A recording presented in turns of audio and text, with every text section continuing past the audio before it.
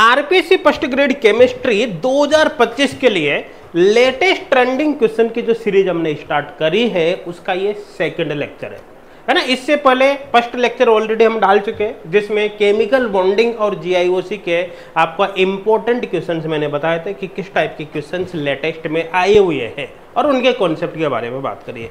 आज इस लेक्चर के अंदर यहाँ पर हम बात करने वाले हैं कोऑर्डिनेशन केमिस्ट्री है ना, डी ब्लॉक और पीरियोडिक टेबल से रिलेटेड क्वेश्चंस की। तो यहाँ पर मैं आपको बता देता हूँ, देखो यहाँ पर जो सबसे ज्यादा इंपॉर्टेंट है ना वो है कोऑर्डिनेशन केमिस्ट्री। अब कोऑर्डिनेशन केमिस्ट्री में से भी कौन कौन से टॉपिक ज्यादा इंपॉर्टेंट है जिन पर आपको भी लास्ट समय पर ज्यादा फोकस करने चाहिए है ना, किस टाइप के क्वेश्चन अभी लेटेस्ट में उससे आए हुए हैं और उसी कॉन्सेप्ट पर किस टाइप से क्वेश्चंस बन सकते हैं उसके बारे में यहाँ पर बात करेंगे है ना। डी ब्लॉक और पीरियोडिक टेबल की बात करें तो यहाँ से ज्यादा क्वेश्चन नहीं आते और ज्यादातर जो क्वेश्चन होते हैं वो इस तरह के होते हैं कि इजीली अगर आपने बाकी चैप्टर पढ़े हुए हैं तो इजीली वो कवर हो जाते हैं ना। बाकी फिर भी अपन बात करेंगे कि कौन से क्वेश्चन लेटेस्ट में यहाँ से आए हुए हैं। तो चलिए वन बाय वन यहां पर शुरू करते हैं है ना, एक एक क्वेश्चन यहाँ पर अपन लेते हैं, साथ में कॉन्सेप्ट के बारे में भी यहाँ पर हम बात करने वाले हैं। देखो ध्यान देना, समझने की कोशिश करना। सबसे पहला क्वेश्चन यहाँ पर क्या दे रखा है भैया, देखो यहाँ पर दे रखा है आपको the oxidation state of cobalt in complex. ये कॉम्प्लेक्स है और इस कॉम्प्लेक्स के अंदर कोबाल्ट की ऑक्सीडेशन स्टेट कितनी है ये आपसे पूछा गया है।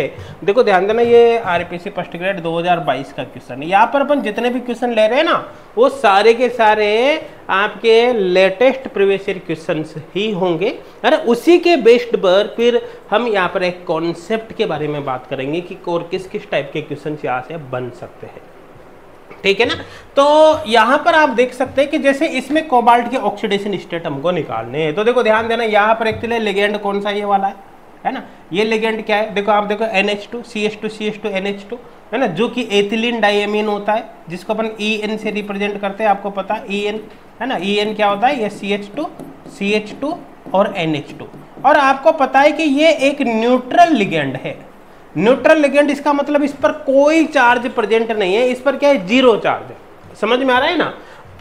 और ये भी आपको पता है कि यहाँ पर ये पूरा कोऑर्डिनेशन एंटिटी ये वाली है ना, और ये यहाँ पर काउंटर एनाइन प्रेजेंट है। तो इसको अपन कैसे लिख सकते हैं, देखो सबसे पहले तो देखना आप यहाँ पर क्या है, ये CO, इसकी जगह मैं डायरेक्ट EN लिख देता हूँ यहाँ पर है ना, ये EN कितने EN है भैया, यहाँ पर 3 है। ये क्लियर है, समझ में आ रहा है ना। अब देखो ध्यान देना, ये जो नंबर होगा ना वो इसका चार्ज होगा, तो यहाँ पर मैं +3 लिख सकता हूँ डायरेक्ट है।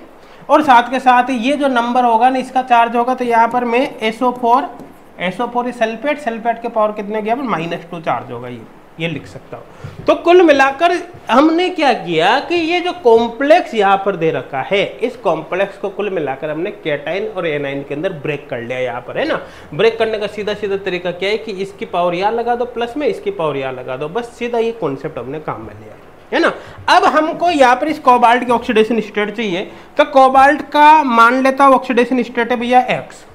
EN की संख्या कितनी यहाँ पर 3 और EN क्या एक न्यूट्रल लिगेंड है एथिलीन डाइएमीन जिस पर चार्ज कितना होता है, 0 होता है। और ओवरऑल इस कोऑर्डिनेशन एंटिटी पर चार्ज कितना है, +3। बस ये बैलेंस हो गया। अब यहाँ पर इसको सोल्व करना है तो देखो X + 3 × 0 0 = +3, तो कुल मिलाकर X = +3। तो यहाँ पर जो ऑक्सीडेशन स्टेट है कोबाल्ट की वो ये +3 है ना। और आपके 2022 आरपीसी फर्स्ट ग्रेड में ये आया वो क्वेश्चन, देखो बिल्कुल सिंपल सा क्वेश्चन है ना। तो एक तो कॉन्सेप्ट जो कोऑर्डिनेशन केमिस्ट्री का पहला कॉन्सेप्ट है जहाँ से क्वेश्चन आने की पॉसिबिलिटी होती है वो कोऑर्डिनेशन एंड यहाँ से कॉम्प्लेक्स के ऑक्सीडेशन स्टेट से ही आता है।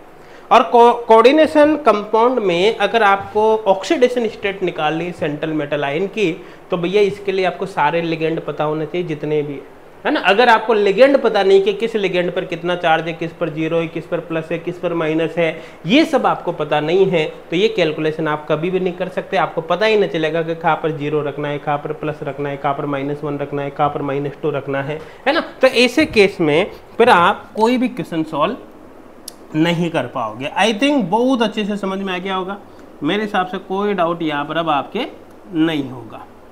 हाँ क्लियर है भाई, आई थिंक सबके समझ में आ गया होगा, सबके समझ में आ गया होगा, कोई डाउट यहाँ पर अब किसी को नहीं होना चाहिए, ठीक है। अब नेक्स्ट क्वेश्चन यहाँ पर हम देखते हैं। नेक्स्ट क्वेश्चन क्या दे रखा है, ध्यान से समझना। देखो कंसिडर द फैक्टर्स, है ना। यहाँ पर कुछ फैक्टर आपको दे रखे हैं, देखो ध्यान देना क्या क्या फैक्टर है। एक तो वैलेंसी ऑफ मेटल, है ना, principal quantum number of metal, geometry of the complex और नेचर ऑफ द लिगेंड। आगे क्या दे रखा है, the magnitude of crystal field splitting energy depends upon up delta O. मतलब क्रिस्टल फील्ड का मतलब जानते हो, देखो डेल्टा ओ ऑक्टाहेड्रल के लिए है, और आपको पता है कि जो डी ऑर्बिटल है ऑक्टाहेड्रल कॉम्प्लेक्स में 5 डी ऑर्बिटल कैसे स्प्लिट होते हैं, T2G और EG, और ये इनके बीच का जो गैप होता है ना, ये गैप इनके बीच का, वो डेल्टा ओ।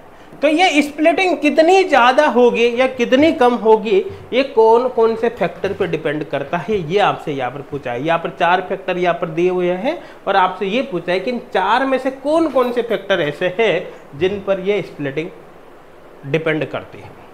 तो देखो भैया, आपको बहुत अच्छे से जब मैंने क्रिस्टल फील्ड थ्योरी पढ़ाई है ना, तो क्रिस्टल फील्ड थ्योरी क्या होती है, उसके साथ साथ ही काफ़ी डिटेल में सारे के सारे फैक्टर पढ़ा रखे हैं, है ना, कि कौन कौन से फैक्टर इसको बढ़ाएंगे और कौन से घटाएंगे।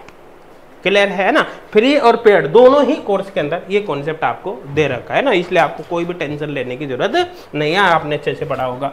तो देखो ध्यान देना, सबसे पहले वैलेंस ऑफ मेटल, सीधी सीधी बात है, ऑक्सीडेशन स्टेट। तो देखो मैंने जब ये आपको CFT पढ़ाई थी तो उसमें क्लियरली बताया था कि ये जो क्रिस्टल फील्ड स्प्लिटिंग है delta crystal field splitting delta और ऑक्सीडेशन स्टेट के प्रोपोर्शनल होती है। मतलब ऑक्सीडेशन स्टेट जितनी ज़्यादा होती है क्रिस्टल फील्ड स्प्लिटिंग उतनी ज़्यादा होती है ना। बहुत अच्छे से पढ़ा रखी है, नहीं भी आपने नहीं पढ़ी हो तो अभी देख लेना, सारे फैक्टर वही है, अलग से कुछ भी नहीं है, ठीक है। तो ये स्टेटमेंट सही है। दूसरा देखो प्रिंसिपल क्वांटम नंबर, तो ये भी आपको बता रखा है कि जो डेल्टा ओ है ये है क्रिस्टल फील्ड स्प्लिटिंग, वो प्रिंसिपल क्वांटम नंबर के प्रोपोर्शनल होती है।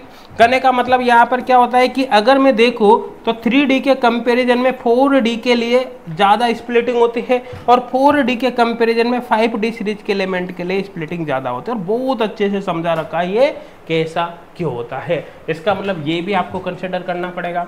नेक्स्ट यहाँ पर क्या है, ज्योमेट्री ऑफ द कॉम्प्लेक्स। तो देखो ये भी बहुत अच्छे से एक्सप्लेन कर रखा है कि ज्योमेट्री का क्रिस्टल फील्ड स्प्लिटिंग पे लार्ज इफेक्ट पड़ता है।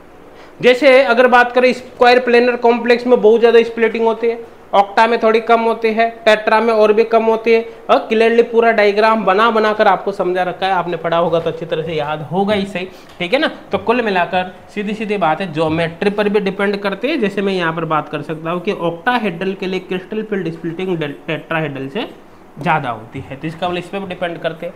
नेक्स्ट नेचर ऑफ लिगेंड, देखो इसको तो हर स्टूडेंट जानता ही है, स्पेक्ट्रोकेमिकल सीरीज हम पढ़ते ही है ना। आपको पता है कि जो स्ट्रॉन्ग लिगेंड होता है वो मेटल के साथ ज़्यादा इंटरेक्शन करता है, वो डी ऑर्बिटल की स्प्लिटिंग ज़्यादा करता है, जबकि जो वीक लिगेंड होता है वो स्प्लिटिंग कम करता है। तो कुल मिलाकर लिगेंड फील्ड स्ट्रेंथ पे भी डिपेंड करते हैं। तो जो स्प्लिटिंग होती है डेल्टा, वो प्रोपोर्शनल होती है लिगेंड फील्ड स्ट्रेंथ के, है ना। स्ट्रॉन्ग लिगेंड ज्यादा स्प्लिटिंग करता है, वीक लिगेंड कम करते हैं, मतलब इस पे भी डिपेंड करता है। पूरी स्पेक्ट्रोकेमिकल सीरीज तो इसी कॉन्सेप्ट पर बेस्ड है।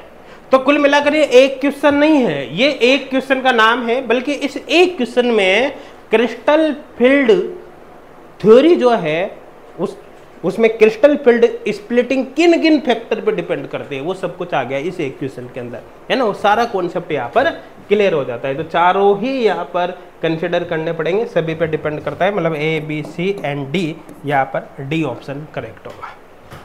क्लियर है, समझ में आ गया ना।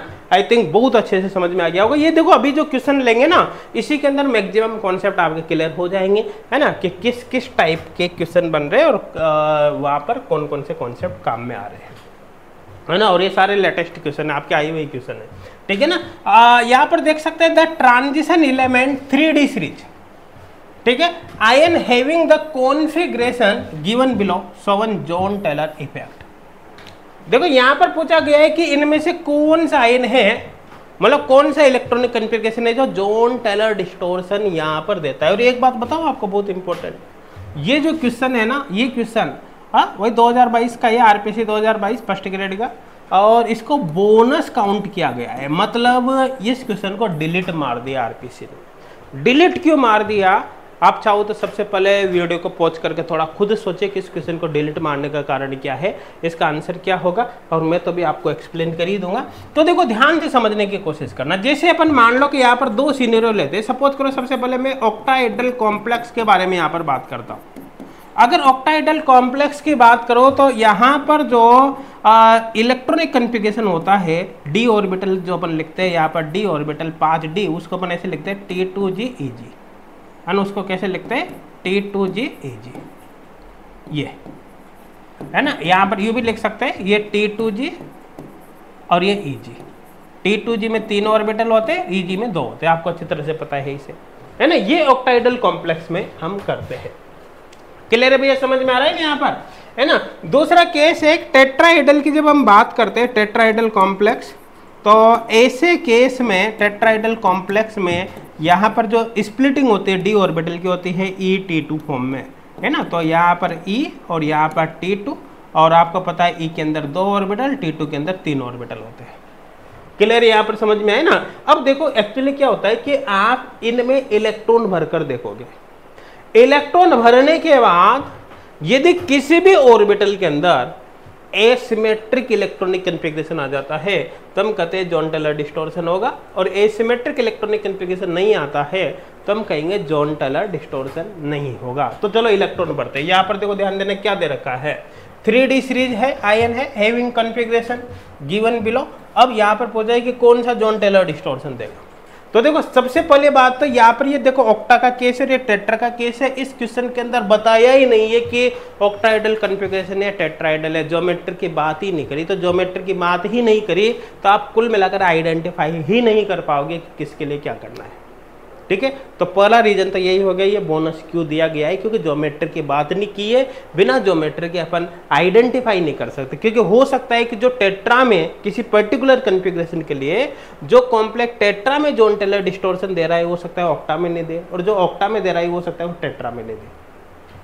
आई थिंक क्लियर हो गया होगा। तो चलो यहाँ पर अपन समझते हैं, जैसे D0 की बात करें तो ये तो जॉन टेलर डिस्टॉर्शन कभी भी नहीं देगा।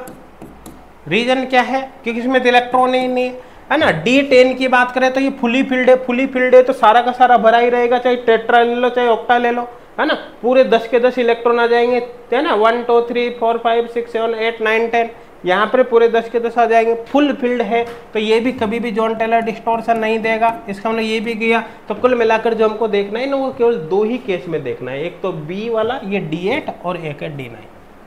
अब देखो ध्यान देना, समझना, अगर मैं यहाँ पर D8 भरता हूँ ऑक्टा के अंदर तो देखो कैसे, ये 1 2 3 4 5 6 7 8। अब यहाँ पर देखो आपको क्या पता चल रहा है कि यहाँ पर अगर मैं D8 लेता हूँ इस केस में D8, तो D8 में ऑटोमेटिक यहाँ पर T2G के अंदर कितने इलेक्ट्रॉन हो गए 6, और Eg के अंदर कितने इलेक्ट्रॉन हो गए 2। तो कुल मिलाकर देखिए सिमेट्रिक आ गया, कोई एसिमेट्रिक नहीं, इसमें भी एक एक इलेक्ट्रॉन, ये पूरा भर गया। तो सिमेट्रिक आ गया, मतलब ये जॉन टेलर डिस्टॉर्शन नहीं देगा। और मैं अगर यहाँ पर D9 लेता हूं तो ऐसे केस में क्या होगा कि एक इलेक्ट्रॉन यहाँ पर और बढ़ दो तो यहाँ पर 2 की जगह 3 आ जाएंगे, मतलब फिर ऐसे हो जाएगा ये, है ना। तो ऐसे केस में D9 के अंदर यहाँ पर ये ऐसा केस होगा, ध्यान देना, T2G6 और Eg3 ये। तो ऐसे केस में यहां पर एसिमेट्रिक इलेक्ट्रॉनिक कन्फिगरेशन हो जाता है किसमें, Eg के अंदर। मैंने बताया ना आपको T2G या फिर Eg, दोनों में से अगर एक में भी एसिमेट्रिक कन्फिगरेशन आ गया तो भैया जॉन टेलर डिस्टॉर्शन होगा, मतलब ये जॉन टेलर डिस्टॉर्शन देगा। तो आप देख लो, अगर मैं इसको ऑक्टाहेड्रल कॉम्प्लेक्स कंसिडर करता हूं बाय डिफॉल्ट तो जॉन टेलर डिस्टॉर्शन भैया D8 नहीं देगा जबकि D9 देगा, मतलब आपका आंसर फिर यहाँ पर D ऑप्शन होगा। ये किस कंडीशन में, जब मैं इसको ऑक्टाहेड्रल कंसीडर करता हूं। लेकिन क्वेश्चन में तो ऐसे दिया ही नहीं भाई आप ऑक्टा कंसीडर करो, और मान लो कि ऑक्टा कंसीडर अपन कर लेते हैं तो भैया आंसर डी हो जाएगा। लेकिन एक बार टेट्रा को भी चेक कर लेते हैं। अब अगर मैं टेट्रा लेता हूं तो देखो वहां पे 8 इलेक्ट्रॉन भरता हूं, 1 2 3 4 5 6 7 8। यहां पर टेट्राहेड्रल के केस में देखो T2 के अंदर यहाँ पर हाफ फील्ड और 1 इलेक्ट्रॉन और आ गया, मतलब इसमें एसिमेट्रिक आ गया। तो यहाँ पर अगर मैं D8 लेता हूं तो यहाँ पर कितना हो गया, E के अंदर 4 इलेक्ट्रॉन, है ना, T2 के अंदर भी यहाँ पर 4 इलेक्ट्रॉन, और T2 के अंदर 4 बढ़ते, इसमें एक एसिमेट्रिक हो गया, तो कुल मिलाकर यहाँ पर जॉन टेलर डिस्टॉर्शन हो जाएगा ये। मतलब अगर देखो D8 के केस में ऑक्टा में कोई जॉन टेलर डिस्टॉर्शन नहीं था, लेकिन टेट्रा के अंदर आ गया Jahn Teller distortion asymmetric configuration के कारण, है ना। अब अगर मैं D9 यहाँ पर ले लेता हूँ तो भैया एक इलेक्ट्रॉन और बढ़ना पड़ेगा, तो यहाँ पर 4 की जगह 5 हो जाएगा, तो यहाँ पर क्या आ गया E4 T25। तो ऐसे केस में भी इसके अंदर एसिमेट्रिक है, मतलब ऐसे केस में भी यहाँ पर जॉन टेलर डिस्टॉर्शन होगा ये। तो कुल मिलाकर देखो टेट्रा के केस में तो D8 भी जॉन टेलर दे रहा है और D9 भी दे रहा है, जबकि ऑक्टा के केस में केवल D9 दे रहा था, D8 नहीं दे रहा। तो सबसे पहले तो आपको क्वेश्चन में बताया ही नहीं गया है कि ज्योमेट्री कौन सी, इसलिए ये गलत हो गया। दूसरा, अगर मान लो नहीं बताता और अपन को एक को टिक करना है, तो आपको पता है कि टेट्राहेड्रल में कंपेरेटिवली कम चांस रहते हैं, वीक जॉन टेलर डिस्टॉर्शन रहता है थोड़ा बहुत, है ना, ऑक्टा के कंपेरिजन में। तो अपना आंसर कौन सा होगा? D9 होगा, है ना। लेकिन आरपीसी ने इसको डायरेक्ट क्या है, बोनस कंसिडर कर लिया।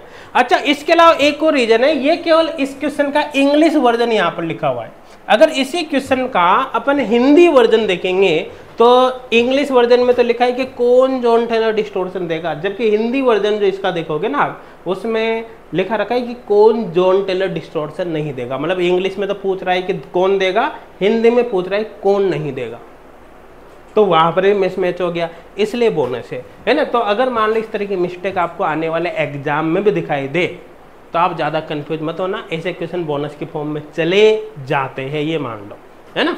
आई थिंक क्लियर हो गया होगा, मेरे हिसाब से कोई डाउट यहाँ पर नहीं होगा। तो इसका आंसर कौन सा होगा भैया, कि कौन देगा, तो उस केस में तो आंसर कौन सा हो गया यहाँ पर, है ना, मल्टीपल आंसर हो जाएगा। हाँ, D9 भी हो जाएगा, टेट्रा के केस में D8 D9 दोनों हो जाएगा, कुल मिला के बोनस है ना। आप छोड़ो, आई थिंक क्लियर हो गया हो, मेरे हिसाब से कोई डाउट नहीं होगा। अब नेक्स्ट यहाँ पर देख सकते हैं, नेक्स्ट क्या है ना। देखो नेक्स्ट यहाँ पर है crystal field stabilization energy for high spin D4 octahedral complexes. अब देखो high spin D4 octahedral complexes, जो D4 है हाई स्पिन ऑक्टाहेड्रल है ना। तो कुल मिलाकर क्या होगा, हाई स्पिन ऑक्टाहेड्रल। तो देखो ध्यान से समझने की कोशिश करना। अभी बात करें ऑक्टाहेड्रल में स्प्लिटिंग कैसे होते हैं, T2G EG। अब कितने इलेक्ट्रॉन बनने, 4 इलेक्ट्रॉन बनने, T2G EG 4 बनने, 1 2 3 4। हाई स्पिन है ना, ऐसे ही भरोगे, पहले एक एक, उसके बाद पेयरिंग करते हैं, है ना। तो कुल मिलाकर देखो 3 इलेक्ट्रॉन तो आपके T2G में गए और 1 इलेक्ट्रॉन आपका EG के अंदर गया। अब हाई स्पिन ऑक्टाहेड्रल कॉम्प्लेक्स के लिए CA crystal field stabilization energy कैसे निकालते हैं। देखो एक एक चीज बता रखे है आपको ना, है ना। पेड कोर्स में तो बहुत अच्छे से कराई रखे, फ्री कोर्स के अंदर भी ये चीजें आपको मिलेगी, अगर आपने पढ़ा होगा तो वहां पर भी हमने ये करवा रखी है काफी अच्छे से। क्लियर यहाँ पर। अब देखो ध्यान से समझने की कोशिश करना। फॉर्मूला यहाँ पर होता है भैया -0.4 NT2G प्लस 0.6 NEG। ये फॉर्मूला होता है। यहाँ पर प्लस पेयरिंग एनर्जी भी आती है, लेकिन ध्यान देना जब हाई स्पिन कॉम्प्लेक्स की बात करते हैं तो हाई स्पिन कॉम्प्लेक्स में पेयरिंग एनर्जी हमेशा 0 होती है। ये पेयरिंग एनर्जी जब 0 होगी तो इसका काम यहाँ पर खत्म हो जाता है, क्योंकि यहाँ पर कॉम्प्लेक्स कौन सा है, हाई स्पिन है, इसलिए पेयरिंग एनर्जी को यहाँ पर देखने की कोई आवश्यकता नहीं है, वो हमेशा 0 रहती है। क्लियर है। तो ऐसे केस में देखो यहाँ पर क्या होगा कि -0.4 इंटू NT2G, मतलब T2G के अंदर कितने इलेक्ट्रॉन है, 3 इलेक्ट्रॉन है भैया, तो यहाँ पर करो 3 से multiply, plus 0.6 into NEG। EG के अंदर कितने इलेक्ट्रॉन है भैया, 1 इलेक्ट्रॉन है, तो यहाँ पर 1 से मल्टीप्लाई करो, तो टोटल कितना हो गया, -1.2 प्लस 0.6 इक्वल -0.6। और लास्ट में आपको ये डेल्टा O यहाँ पर लगा देना, ये डेल्टा हो ना, ये यहाँ पर मैं लिख देता हूँ, ये डेल्टा O, ये ऑक्टाहेड्रल है ना, इसलिए डेल्टा O आ गया। ठीक है, तो कुल मिलाकर ये डेल्टा O यहाँ पर आ जाएगा, ये डेल्टा O है ना।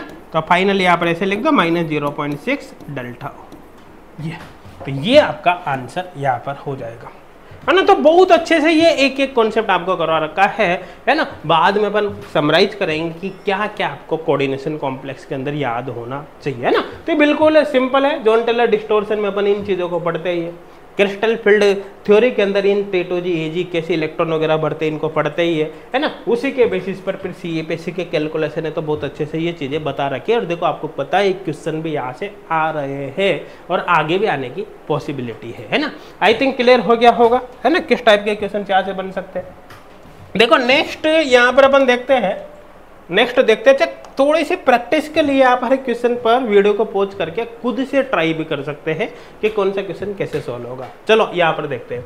देखो असर्शन और रीजन वाले क्वेश्चन है ना, तो ऐसे क्वेश्चन में बहुत से स्टूडेंट तो डरते हैं। मैंने पिछली जो क्लास थी, last class chemical bonding GIOC, उसमें भी बताया था कि ऐसे क्वेश्चन बहुत सिंपल होते हैं है ना। बहुत सिंपल कैसे होते हैं कि ऑलरेडी स्टेटमेंट लिखा हुआ है, अब आपको देखना है भी है कौन सा स्टेटमेंट सही है कौन सा गलत है। कुल मिलाकर आपको वेरीफाई करनी, प्रूफ रीडिंग करनी है। मान लो आप लिखकर उन्होंने दे दिया, प्रूफ रीडिंग करनी है जो लिखा है वो सही है या नहीं है। उसके बाद आपको लग रहा है ये सही है तो ये देखना है भैया क्या इसके द्वारा इसको एक्सप्लेन किया जा सकता है, किया जा सकता है, नहीं किया जा सकता है, ये आपको देखना है। बिल्कुल सिंपल सा केस है, अलग से कुछ नहीं है। अब चलो यहाँ पर देखते हैं। देखो the paramagnetic moment of La3+ and Lu3+ is 0। देखो सबसे पहले तो देखो क्या इनका पैरामैग्नेटिज्म 0 है, तो देखो ध्यान देना लेंथ है ना में एटॉमिक नंबर 57 होते हैं है ना। तो यहाँ पर आपको पता है कि इसका जो इलेक्ट्रॉनिक कॉन्फ़िगरेशन है वो क्या है, जीनोन है ना। और +3 ऑक्सीडेशन स्टेट में F के सारे इलेक्ट्रॉन यहाँ पर निकल जाएंगे, F और D के और S के जो भी है ना। तो कुल मिलाकर यहाँ पर 4F0 आते हैं लास्ट में। ये इसका इलेक्ट्रॉनिक कॉन्फ़िगरेशन होता है लेंथेनम का ना, जीनोन 4F0। और बहुत अच्छे से मैंने आपको एक्सप्लेन कर ही रखी ये चीज़ें है ना। आपको एक तरह से कोऑर्डिनेशन मान लो इसको, चाहे F ब्लॉक भी मान सकते हो, उसके अंदर भी चीज़ें पढ़ लेते हैं पर, ठीक है ना। और कोऑर्डिनेशन में भी मैग्नेटोकेमिस्ट्री में बहुत अच्छे से चीज़ें एक्सप्लेन भी कर रखी है। बाकी तो सिंपल इलेक्ट्रॉनिक कॉन्फ़िगरेशन है, कोई दिक्कत है ही नहीं। दूसरा Lu3+ है ना, ये एक तो लेंथेनाइड में लास्ट एलिमेंट है 71 नंबर का। आई थिंक क्लियर हो गया होगा। तो यहाँ पर जो इलेक्ट्रॉनिक कॉन्फ़िगरेशन है वो जीनोन 4F14 होता है ना, बहुत अच्छे से आपको पता है। तो देखो ध्यान देना ये तो वेकेंट है, इसमें तो कोई इलेक्ट्रॉन ही नहीं है। इसका मतलब इसका मैग्नेटिक मोमेंट 0 हो जाता है, इसका मैग्नेटिक मोमेंट 0 हो जाता है। क्यों? क्योंकि इसमें कोई इलेक्ट्रॉन है ही नहीं और ये फुली फिल्ड है। इसका मतलब यहाँ पर भी कोई अनपेड इलेक्ट्रॉन नहीं है, तो इसका भी मैग्नेटिक मोमेंट कितना हो जाता है, 0 हो जाता है। इसका मतलब पहला जो यहाँ पर दे रखा है ना, ये पैरामैग्नेटिक मोमेंट ऑफ इन दोनों का कितना है, 0। ये एकदम सही है, असर्शन एकदम सही है, क्योंकि लेंथेनम 3+ के अंदर कोई अनपेड इलेक्ट्रॉन नहीं है। या तो अनपेड इलेक्ट्रॉन से तो इलेक्ट्रॉन ही नहीं है, वेकेंट है, और ये फुली फिल्ड है। दूसरा क्या दे रखा है, देखो La3+ and Lu3+ have no unpaired electron. सही है, कोई अनपेड इलेक्ट्रॉन नहीं इसमें है ना। तो इसका मतलब ये स्टेटमेंट भी सही है। और इनमें कोई अनपेड इलेक्ट्रॉन नहीं है ना, इसी वजह से ये पैरामैग्नेटिज्म शो नहीं करता। इसका सीधा सीधा मतलब है कि ये पैरामैग्नेटिज्म क्यों शो नहीं करता, क्योंकि इनमें कोई अनपेड इलेक्ट्रॉन नहीं है। तो कुल मिलाकर इस स्टेटमेंट का रीजन है ये स्टेटमेंट। तो इसका मतलब है कि दोनों स्टेटमेंट सही है ना। और ये जो R है वो A को अच्छे से एक्सप्लेन भी कर रहा है। तो कुल मिलाकर आपका आंसर होगा ये A। Both A and R are true, दोनों ही सही है। और R is correct explanation of A, R A का करेक्ट एक्सप्लेनेशन है। तो देखो रीजन एंड असर्शन के क्वेश्चन बहुत सिंपल होते हैं। अरे करना क्या है, आपको प्रूफ रीडिंग करनी है। स्टेटमेंट उन्होंने खुद ने लिख कर दे दिया, आपको चेक करना है। आपको ने केमिस्ट्री पढ़ी है तो आप इजीली समझ जाओगे, अच्छा भैया लिखा हुआ है वो सही है या गलत है ना। आपको प्रूफ रीडिंग करनी है कुल मिलाकर। आई थिंक समझ में आ गया होगा। प्रूफ रीडिंग भी नहीं कर सको तो फिर क्या करोगे ना। अब नेक्स्ट क्वेश्चन यहाँ पर हम देख लेते हैं। देखो नेक्स्ट क्वेश्चन क्या देगा, और ये सारे क्वेश्चन देखो एग्जाम में आए हुए हैं आपके अभी लेटेस्ट में, ठीक है ना। The paramagnetic moment of Mn2+ आयनीज, Mn2+ ion का पैरामैग्नेटिक मोमेंट कितना है। तो आपको पता है भैया कि मैग्नीज +2 का इलेक्ट्रॉनिक कॉन्फ़िगरेशन कितना है, आर्गन 3d5 है ना। तो कुल मिला के 5d ऑर्बिटल में 5 इलेक्ट्रॉन आपको भरने हैं, 1 2 3 4 5।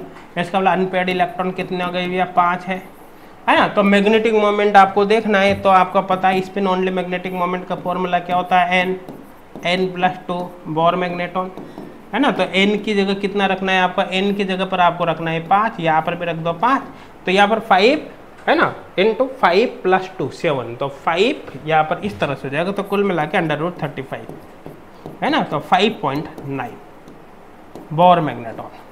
तो कुल मिलाकर n की जगह पर 5 रख दो, यहाँ पर सॉल्व कर लो, ये आपके पास आ जाएगा। तो बहुत सिंपल है ना, यहाँ तो सीधा सीधा है, जितने अनपेड इलेक्ट्रॉन है ना उसके पीछे आप लगभग 8 या 9 आप लगा दो, अकॉर्डिंग टू ऑप्शन देख लेना, है ना। बाकी एग्जैक्ट करना हो तो इस तरह से आप कर सकते हो। आई थिंक क्लियर हो गया होगा, तो ये यहाँ पर आपका आंसर होगा। आई थिंक समझ में आ गया होगा, मेरे हिसाब से कोई डाउट यहाँ पर नहीं होगा ना। अब नेक्स्ट क्वेश्चन यहाँ पर देख सकते हैं, नेक्स्ट क्वेश्चन।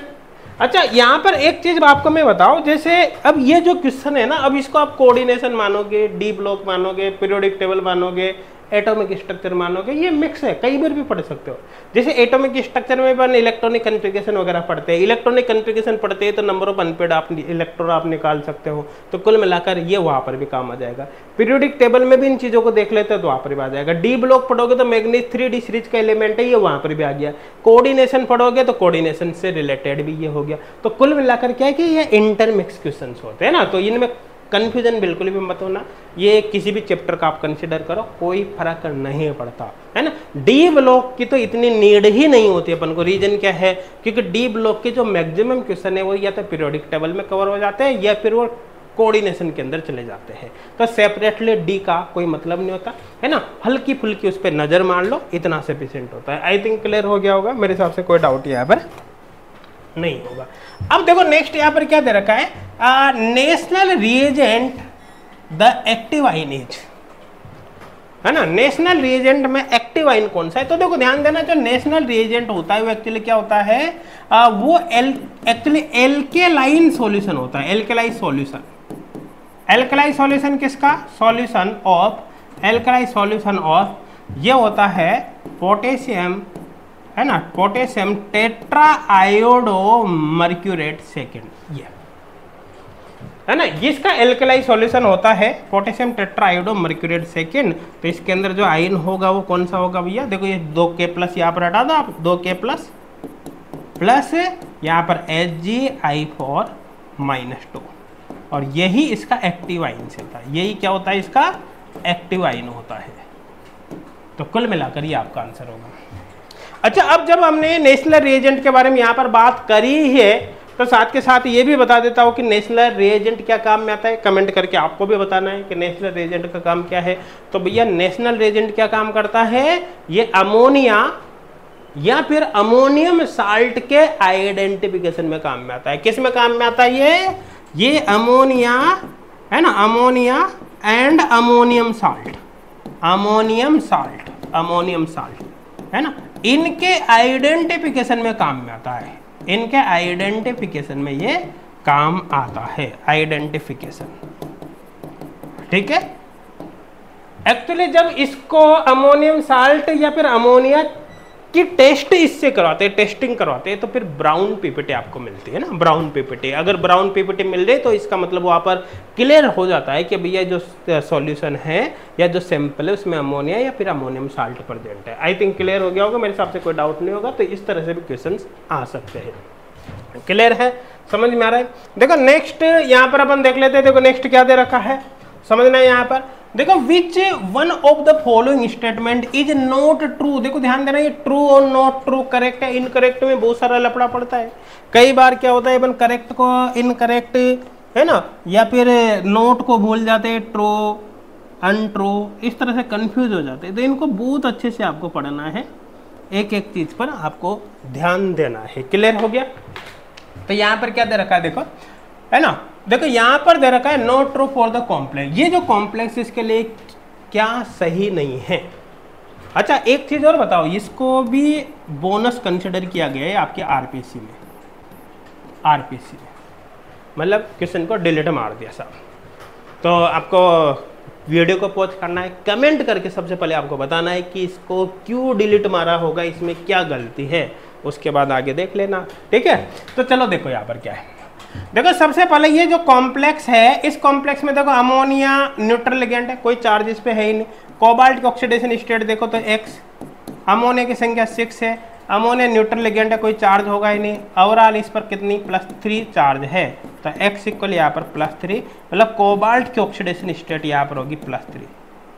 अब +3 ऑक्सीडेशन स्टेट अगर कोबाल्ट की है, कोबाल्ट की यहाँ पर +3 ऑक्सीडेशन स्टेट है, तो ऐसे केस में इसका इलेक्ट्रॉनिक कॉन्फ़िगरेशन होगा 3d6, है ना। और साथ के साथ आपको पता है कि यहाँ पर ये जो अमोनिया लिगेंड होता है NH3, आपको ध्यान होना चाहिए स्ट्रॉन्ग लिगेंड है। कौन सा है?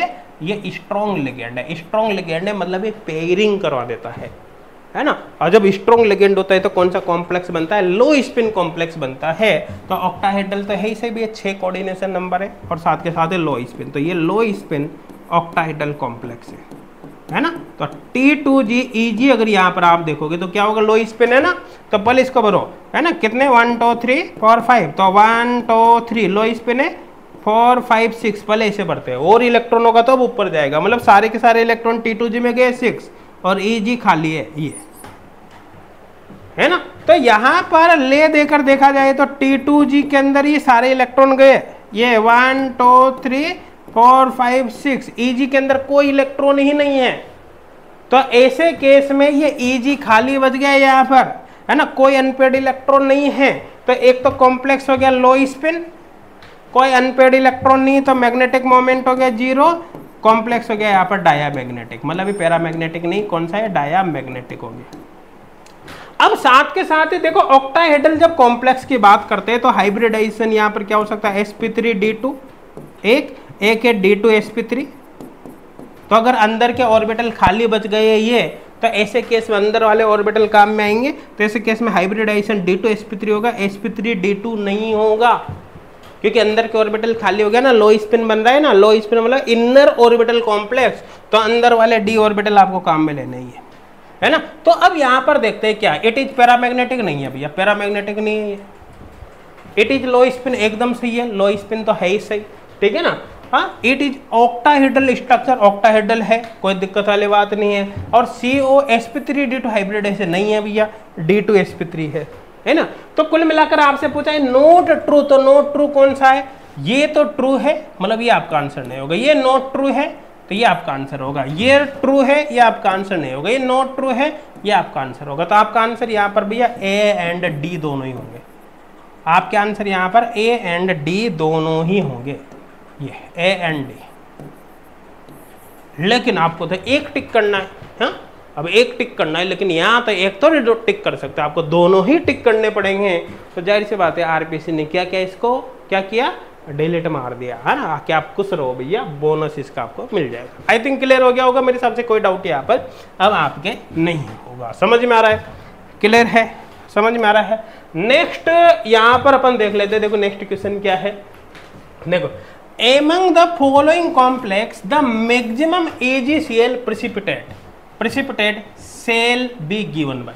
देखो एक्चुअली होता क्या, देखो ये कोई भी कोऑर्डिनेशन एंटिटी है, इसके बाहर कुछ Cl है, बाहर कुछ Cl है, और यहाँ पर आपने लिया Ag प्लस AgNO3 मान लो, Ag प्लस बोल दो या फिर AgNO3 मान लो एक्सेस में। तो ये AgNO3 में Ag प्लस जो होगा ना, वो एक्चुअली केवल उन Cl के साथ इंटरेक्शन करता है जो कोऑर्डिनेशन एंटिटी के बाहर प्रेजेंट है। तो यहाँ पर कितने जैसे NCl है, तो यहाँ पर ये रिएक्शन करके NAgCl बना लेगा है। तो कुल मिलाकर जो बाहर की तरफ Cl होते हैं वही रिएक्शन में पार्टिसिपेट करते हैं, वही AgCl की फॉर्म में प्रेसिपिटेट होते हैं। अगर कोऑर्डिनेशन एंटिटी के अंदर इसके अंदर कोई भी Cl आ जाए तो वो इससे रिएक्शन नहीं करते, ठीक है ना। तब आपसे क्या पूछा है कि कौन सा कॉम्प्लेक्स है जो सबसे ज्यादा AgCl का पीपीटी देगा, है ना। अब आपको पता है AgCl का पीपीटी कौन देता है, केवल बाहर वाला Cl। इसका मतलब है जिसमें सबसे ज्यादा बाहर की तरफ Cl आयन होंगे वो मैक्सिमम पीपीटी देगा।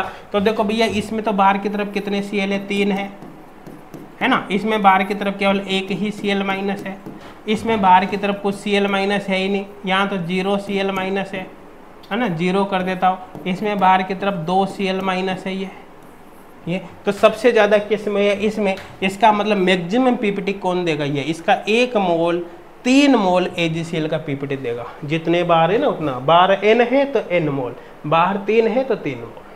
तो आंसर क्या होगा, A ऑप्शन होगा ना। बिल्कुल सिंपल सा क्वेश्चन है ना। तो ये क्वेश्चन भी आपके एग्जाम में आया हुआ है। अब देखो ऑटोमेटिक आपको समझ में आ रहा होगा कि कोऑर्डिनेशन से कहाँ से क्वेश्चंस आने की पॉसिबिलिटी होती है ना।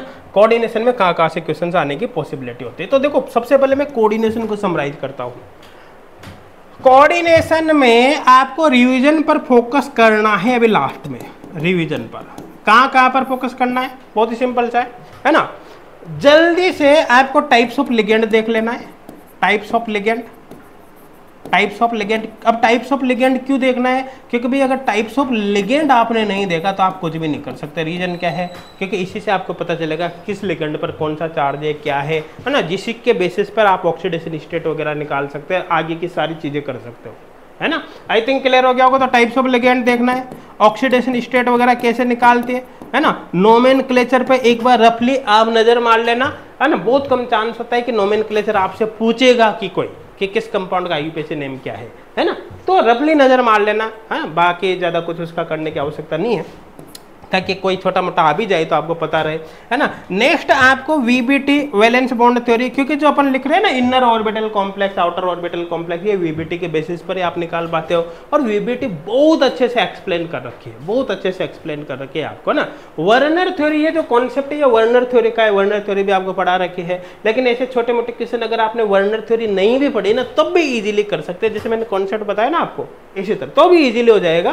तो इतना कुछ नहीं है, एक बार रीडिंग मार लेना, एक दो क्वेश्चन सोल्व करोगे काम हो जाएगा, है ना। और नेक्स्ट जो है वो है सीएफटी क्रिस्टल फील्ड थ्योरी। तो क्रिस्टल फील्ड थ्योरी में मैंने आपको बहुत बड़ी चीज तो आपको बताई दी भी क्वेश्चन के साथ, है कि क्रिस्टल फील्ड स्प्लिटिंग किस किस पे डिपेंड करते हैं, कौन कौन से फैक्टर उसको अफेक्ट करता है। साथ के साथ अपने सीएपीसी की कैलकुलेशन भी कर ली, तो फॉर्मूला आपके दिमाग में थोड़ा बहुत बैठ गया होगा। हल्की से आप रीडिंग करोगे ऑटोमेटिक आपके दिमाग में फिक्स हो जाएगा, है ना। आई थिंक क्लियर हो गया होगा। उसके साथ साथ आपको पता है कि जॉन टेलर डिस्टोर्शन से भी क्वेश्चन आ चुका है, तो जॉन टेलर डिस्टोर्शन भी आपको देखना है।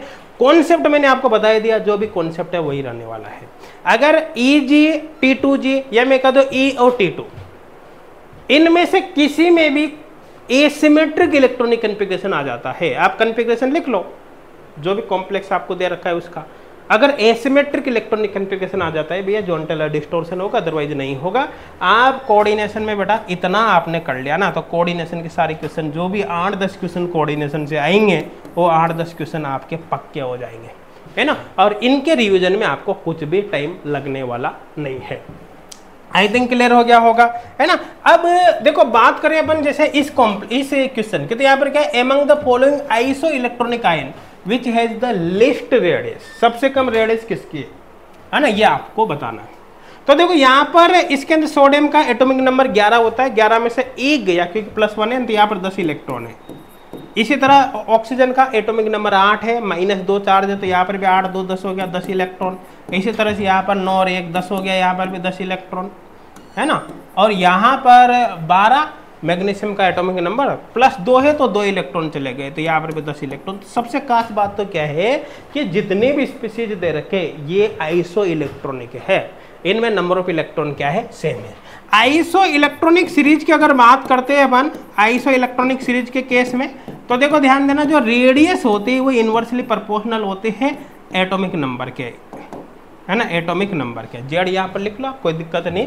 तो आप देखो यहाँ पर एटॉमिक नंबर कितना है, 11। यहाँ पर एटॉमिक नंबर कितना है, 8, है ना।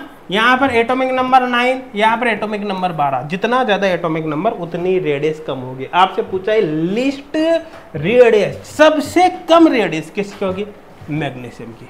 सबसे ज्यादा पूछता तो किसकी होती है, ऑक्सीजन की, तो सबसे ज्यादा इसकी, उससे कम इसकी, उससे भी कम इसकी, और सबसे कम इसकी होती है ना। अब ये कॉन्सेप्ट बहुत अच्छे से अपन पढ़ते हैं, किसमें, पीरियोडिक टेबल में पढ़ते हैं। देखो आपके पीरियोडिक टेबल की अगर बात करें तो पीरियोडिक टेबल से लास्ट टाइम केवल एक ही क्वेश्चन था, ये मान लो आप, है ना।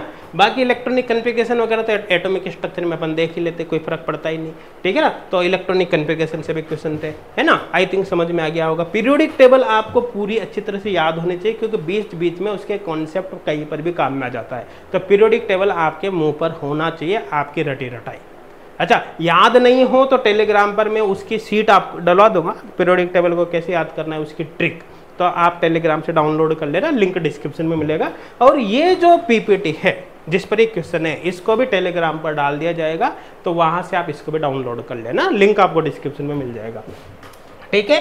तो पीरियोडिक टेबल की अगर बात करें तो पीरियोडिक टेबल से देखो इतने ज्यादा क्वेश्चन नहीं आएंगे, एक दो क्वेश्चन आप मान के चलो, है ना, जो कि अगर हल्की सी भी आप रीडिंग कर लेते हो तो बहुत इजीली उसको अटेम्प्ट कर पाओगे, लास्ट टाइम पे आपने रिवीजन कर लिया तो जो क्वेश्चन होंगे वो कहाँ से हो सकते हैं, बेसिक पीरियोडिक टेबल से क्वेश्चन हो सकते हैं, उसकी स्ट्रक्चर से रिलेटेड वगैरह, है ना, कौन सा एलिमेंट कहाँ पर रहेगा वो। दूसरा जो क्वेश्चन हो सकता है इसमें आईपी से रिलेटेड हो सकता है ना, हालांकि आने के चांस बहुत कम है आईपी के क्वेश्चन, है ना, आईपी के क्वेश्चन हो सकते हैं। नेक्स्ट यहाँ पर इलेक्ट्रॉन अफिनिटी के क्वेश्चन हो सकते हैं, रेडियस के क्वेश्चन हो सकते हैं, जैसा भी हमने इसी की बात करी, है ना, और साथ के साथ ही इलेक्ट्रोनेगेटिविटी से रिलेटेड क्वेश्चन हो सकते हैं। अब देखो ऐसा कभी भी नहीं होगा कि एक ही पेपर में सबसे रिलेटेड क्वेश्चन आ जाए, है ना। अच्छा, यहाँ पर एसिडिटी और बेसिक नेचर ऑफ ऑक्साइड और हाइड्रोक्साइड से भी क्वेश्चन एक दो बार आ चुका है पहले, ठीक है ना। तो कुल मिलाकर एसिडिटी और बेसिसिटी, एसिडिटी एंड बेसिसिटी यहाँ से क्वेश्चन हो सकता है। ये ऑक्साइड और हाइड्रोक्साइड की अपन बात करें, ऑक्साइड एंड हाइड्रोक्साइड ये, है ना, ऑक्साइड एंड हाइड्रोक्साइड। तो ये आप देख लेना, नजर मार लेना, ऐसा कभी भी नहीं होगा कि एक साथ सभी से क्वेश्चन आ जाए। एक क्वेश्चन या फिर दो क्वेश्चन, इससे ज्यादा पीरियोडिक टेबल से क्वेश्चन नहीं आएंगे। अब वो क्वेश्चन हो सकता है कि कभी इससे पूछ ले, कभी इससे पूछ ले, कभी इससे, जैसे भी रेडियस का जो क्वेश्चन है सिंपल सा क्वेश्चन है, ये हो गया। आई थिंक क्लियर हो गया होगा, है ना। बाकी मैं पीरियोडिक टेबल को कैसे याद करना है वो शीट आपको डलवा दूंगा उसमें टेलीग्राम पर। देखो नेक्स्ट यहाँ पर क्या है, +8 oxidation state is shown by which of the following transition element.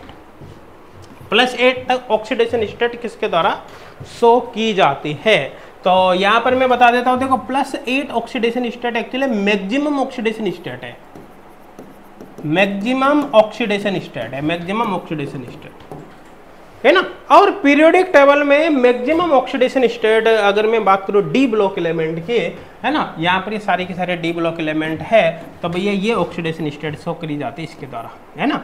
इसका कॉम्प्लेक्स आप देख सकते हो, ऑस्मियम टेट्राऑक्साइड, इसमें ऑस्मियम की ऑक्सीडेशन स्टेट +8 ही होती है। बाकी अगर मैग्नीज, तो यही आपका आंसर होगा। मैग्नीज की बात करें तो यहाँ पर आप KMnO4 देख सकते हो, KMnO4, है ना, पोटेशियम परमैंगनेट, KMnO4, और इसमें जो मैक्सिमम ऑक्सीडेशन स्टेट हो +7 है, +7 से ऊपर नहीं जाता। आयरन बेसिकली +2 +3 शो करता है, हालांकि हायर भी चली जाती है इसमें कभी कभी, लेकिन इतनी कभी भी नहीं जाती, +7 तक भी नहीं जाती इनमें। तो कोबाल्ट में भी बेसिकली +2 या +3 ही ज़्यादातर होती है, लेकिन आप कभी कभी +6 तक भी इनमें जा सकती है, लेकिन ये मैक्सिमम है ना, इससे ज़्यादा कभी भी नहीं जाते, है ना। ये अप टू प्लस यहाँ पर कर सकते हैं अप टू +6, इससे ज़्यादा इनमें कभी भी नहीं जाएगी। इतनी भी खापे रेयर है, बेसिकली +2 +3 पर ही अटक जाते हैं। आई थिंक क्लियर हो गया होगा, मेरे हिसाब से कोई डाउट नहीं होगा। तो मैक्सिमम ऑक्सीडेशन इसमें किस में जाती है ना। सम टाइम रूथेनियम जो कॉम्प्लेक्स है, रूथेनियम के जो कॉम्प्लेक्स है काफी रेयर कॉम्प्लेक्स है, कभी कभी उसमें भी +8 जा सकती है, लेकिन जो मोस्ट कॉमन एलिमेंट है जिसमें +8 ऑक्सीडेशन स्टेट होती है वो है ऑस्मियम, है ना। तो ये देखा जाए तो डी ब्लॉक का केस है। देखो डी ब्लॉक की हल्की सी रीडिंग भी आप कर लोगे ना, 10-5 मिनट के लिए, आधे घंटे के लिए, मोर देन सफिशिएंट है। लास्ट टाइम पर उन टॉपिक पर ज़्यादा फोकस करना आवश्यक है जहाँ से क्वेश्चन आने की पॉसिबिलिटी होती है। बाकी डी ब्लॉक से तो देखो नॉर्मल क्वेश्चन होते हैं। जब पीरियोडिक टेबल आप पढ़ लेते हो, कोऑर्डिनेशन आप पढ़ लेते हो, तो ऑटोमेटिक ही उससे रिलेटेड क्वेश्चन आपके कवर हो जाते हैं, कॉन्सेप्ट कवर हो जाते हैं ज़्यादातर केस में। बाकी हल्के फुल्के आप रीडिंग मार सकते हो, ठीक है ना। तो अब आई थिंक आपके समझ में आ गया होगा कि पीरियोडिक टेबल में आपको क्या पढ़ना है, डी ब्लॉक के अंदर क्या करना है। बेसिकली अपन ने यहाँ पर जो बात करी वो कोऑर्डिनेशन की बात करी, तो कोऑर्डिनेशन बहुत इंपॉर्टेंट है। कोऑर्डिनेशन से 8-10 क्वेश्चन आने की पूरी पॉसिबिलिटी होती है, और जो क्वेश्चन आएंगे ना वो ऑक्सीडेशन स्टेट हो सकता है ना। उसके साथ साथ ही मैंने बताया ना वर्नर थ्योरी, जो आप बेसिक कॉन्सेप्ट के क्वेश्चन हो सकते हैं, VBT और CFT, जोन टेलर डिस्टॉर्शन, है ना, इनसे रिलेटेड क्वेश्चंस आपके आएंगे। तो इनके एक बार अच्छे से रीडिंग आप कर लेना, और बिल्कुल बहुत डीप क्वेश्चन नहीं आते भैया, एक बार आपने अच्छे से रीडिंग भी कर ली, कुछ क्वेश्चंस उसके सॉल्व कर ले, जिसमें सारे कॉन्सेप्ट आपके कवर हो जाएंगे। आई थिंक सबको समझ में आ गया होगा। बाकी वीडियो को आप अपने फ्रेंड्स तक भी शेयर करना, ताकि आपके साथ साथ आपके फ्रेंड्स को भी इसका बेनिफिट हो सके। और कोई भी डाउट हो किसी भी प्रकार का तो कमेंट करके ज़रूर बताना, ताकि हम आपकी पूरी हेल्प कर सके। और टेलीग्राम चैनल जरूर ज्वाइन कर लेना भैया, ये PDF आपको वहीं पर मिलेगी। Thank you.